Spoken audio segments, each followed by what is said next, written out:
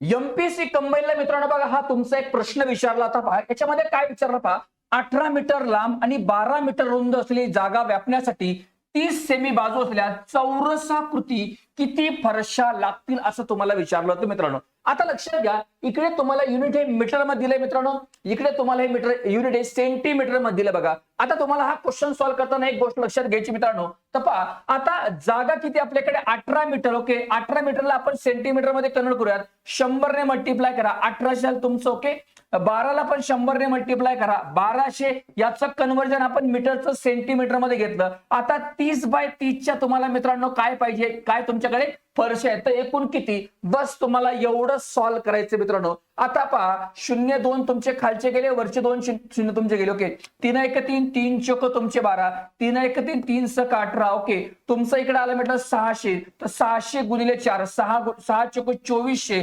2400. Option क्रमांक 3 तुमचं या क्वेश्चनचा आन्सर यायला पाहिजे मित्रांनो. ओके, अशा प्रकारे तुम्हाला मित्रांनो हा क्वेश्चन टॅकल करता यायला पाहिजे. Okay, thank you.